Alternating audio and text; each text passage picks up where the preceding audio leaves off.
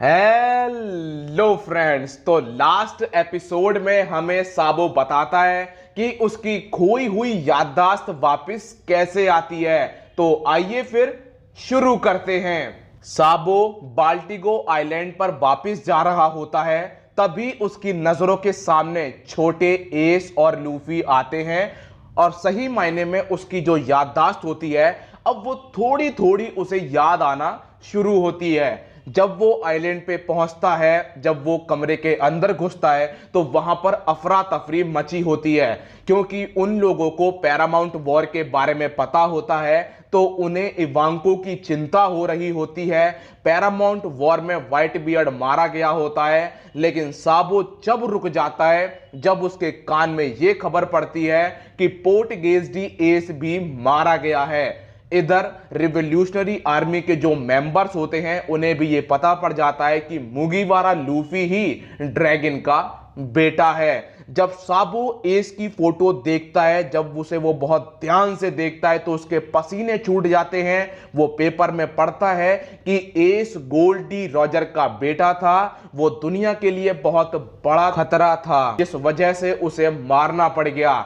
लेकिन अब साबो की याददाश्त पूरी वापस आ जाती है। उसे याद आता है कि एस और लूफी मेरे भाई हैं और वो रो रो कर बेहोश हो जाता है। फिर 3 दिन बाद वो होश में आता है और अब उसकी पूरी याददाश्त आ चुकी होती है। फिर वो बोलता है कि मुझे ड्रैगन से बात करनी है। इसके बाद हमें दिखाए जाते हैं जोरो और किनेमोन जो कि आपस में बहस कर रहे होते हैं, क्योंकि इनके जो पीने की व्यवस्था होती है वो अब खत्म हो जाती है। तो फ्रैंकी साबो से बोलता है कि मुझे स्टोरी आगे सुननी है। तो साबो उसे स्टोरी अपनी आगे बताता है कि फिर मैं एस और व्हाइट बियर्ड की ग्रेव पर गया था, वहां पर न्यूज़पेपर रखा, अपने भाई को बताया कि जो अपना छोटा भाई है वो फिर दोबारा समुद्र में उतर चुका है पायरेट किंग बनने के लिए।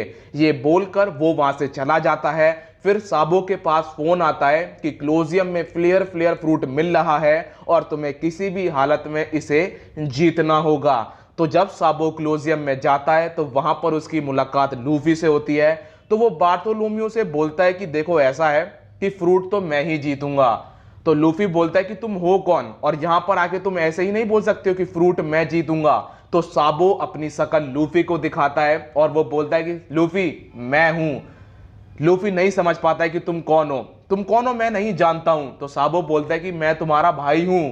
वो बोलता है कि ए आराम से, मुझे बस 2 लोग ही अपना भाई बुला सकते हैं, एस और साबो। लेकिन अब लूफी समझ जाता है कि ये साबो है और वो उसे देखकर रोने लगता है। साबो बोलता है कि मुझे पता है कि एस मारा जा चुका है, लेकिन ये अच्छी बात है कि तुम जिंदा हो, क्या मैं फ्लेयर फ्लेयर फ्रूट ले लूं? लूफी बोलता है कि बिल्कुल ले लो। इसके बाद स्टोरी यहीं पर खत्म होती है।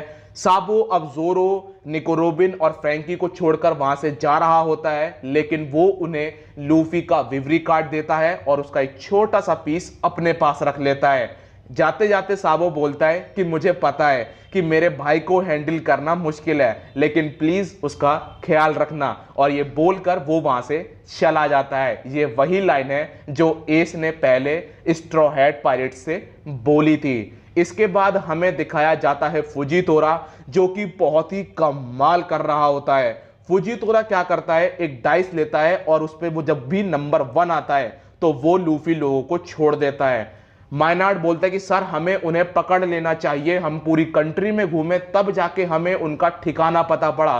फुजीतोरा बोलता है तुम पागल हो गए हो क्या, मैं ऐसे काम नहीं करता हूं। अब कायरोस की नींद खुल जाती है तो ये लोग उससे बोलते हैं क्या तुम भी साबो की स्टोरी सुन रहे थे? वो बोलता है कि हाँ, जब स्टोरी आधी से ज्यादा बढ़ गई थी तो मैंने स्टोरी पूरी सुनी थी। इसके बाद कायरोस बोलता है कि आप लोगों का बहुत ही ज्यादा शुक्रिया, आप लोगों के पास अपनी परेशानियां हैं लेकिन फिर भी आप लोगों ने ड्रेस रोजा की मदद करी। आप लोगों ने यहाँ के लोगों को बहुत ही ज्यादा मोटिवेट किया है और यहाँ के लोग अब बदल जाएंगे। इसके बाद फ्रैंकी और निको रोबिन सो जाते हैं। जोरो को कायरोस पीने का आइटम देता है। ये दोनों बैठकर बातें कर रहे होते हैं, जहां पर जोरो बोलता है कि मैं तुमसे एक दिन लड़ना चाहता हूं। जिसके बाद कायरोस बोलता है कि आप जैसे फेमस स्वॉर्ड मैन से ये बात सुनकर मुझे बहुत गर्व महसूस हो रहा है। जिस दिन हम दोनों की चोटें ठीक हो जाएंगी हम लोग जरूर लड़ेंगे। इसके बाद जोरो भी सो जाता है। कायरोस एक चिट्ठी लिखता है और वो रॉयल प्लेस की तरफ निकल जाता है।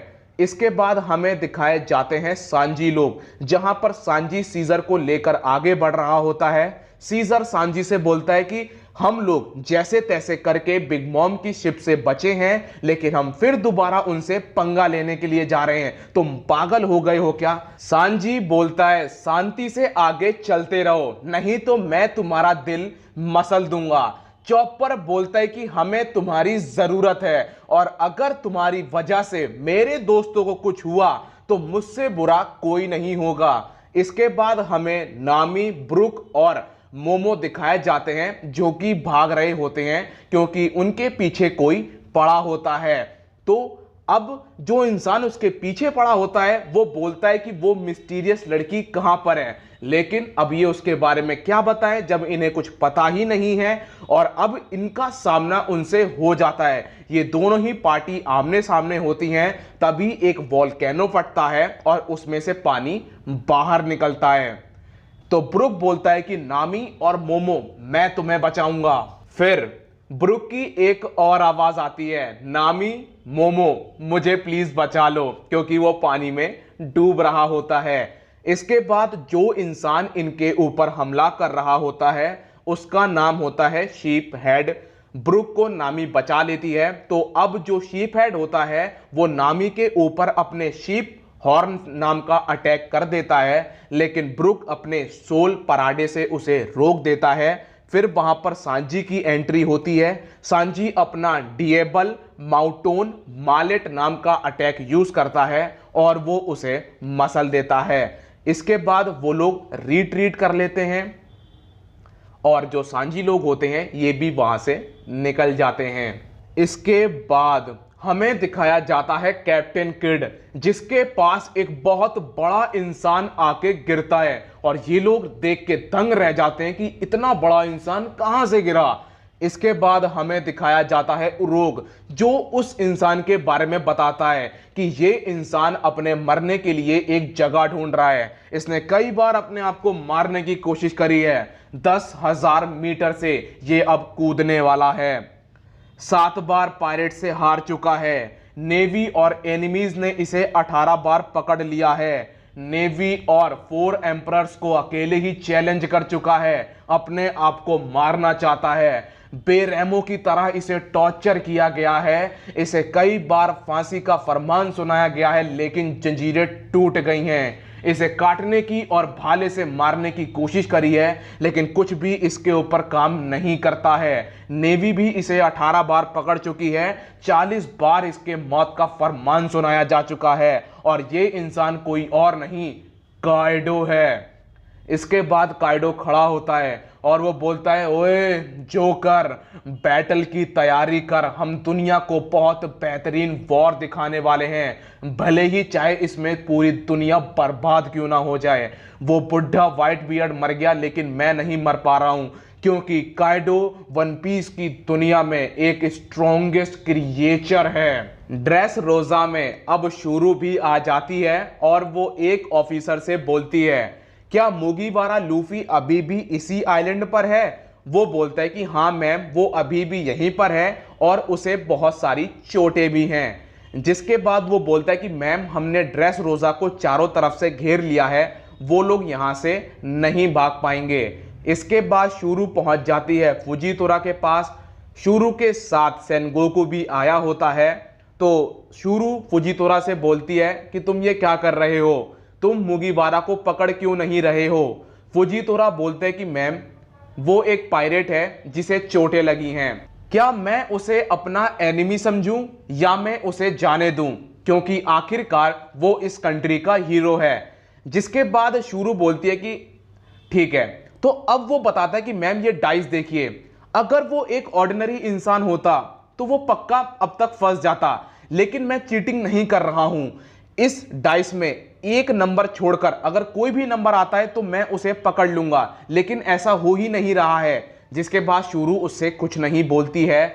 इधर जो ड्रेस रोजा के लोग होते हैं वो बहुत ज्यादा खुश होते हैं क्योंकि किंग रिकू अपनी गद्दी फिर दोबारा संभालने वाला है। इसके बाद हमें दिखाई जाती है रेबेका, जो कि तैयार हो रही होती है क्योंकि अब वो ड्रेस रोजा की प्रिंसेस बनेगी। और वहां पर लोग बोल रहे होते हैं कि स्कारलेट की शादी एक बाहरी कंट्री के प्रिंस से हुई है और वो लोग इसके बारे में कुछ भी नहीं जानते हैं। नेवी लोगों की मदद कर रही होती है। मैंसेरी सेनगोकू के ऊपर डांडे एबिलिटी का यूज करती है और वो उसके अंदर से उसकी हीलिंग एबिलिटी को निकालकर जो लोग घायल होते हैं उन्हें दे रही होती है। इसके बाद हमें दिखाया जाता है कि कांजूरो और कीनेमोन खाना लेकर पहुंच जाते हैं लूफी के पास और वो लूफी को बताते हैं कि लोग बातें कर रहे हैं कि स्कारलेट की शादी एक दूसरी कंट्री के प्रिंस से हुई है। लूफी समझ जाता है कि ये तो झूठ है क्योंकि कायरोस की शादी हुई है स्कारलेट के साथ। तो कायरोस बोलता है कि ये अफवाह मैंने फैलाई है क्योंकि मैं नहीं चाहता हूं कि मेरी बेटी दुखी हो। मैं चाहता हूं कि मेरी बेटी खुशी से अपनी जिंदगी बिताए क्योंकि मैं एक खूनी हूं, मैं एक क्रिमिनल हूं, मैंने लोगों को मारा है और मैं अपनी छाया अपनी बेटी के ऊपर नहीं पड़ने देना चाहता हूं। इसके बाद हमें दिखाया जाता है कि फुजीतोरा शुरू से बोलता है कि मैम इस बार आप चाल चलो। तो जैसे ही वो डाइस घुमाती है, डाइस में नंबर आता है 6 और फुजीतोरा लूफी और लॉकी हंटिंग पर निकल पड़ता है। इसके बाद हमें दिखाया जाता है कि बार्टोलोमियो भागकर आता है लूफी के पास और वो उसे बताता है कि शुरू और सेनगोकू भी ड्रेस रोजा में आ चुके हैं। नेवी का बल पहले से और बढ़ गया है तो हमें यहां से जल्दी ही निकलना पड़ेगा और यहीं पर एपिसोड खत्म हो जाता है। मिलता हूं नेक्स्ट वीडियो में, जब तक के लिए अपना ख्याल रखिए, कोरोना से सावधान, गुड बाय।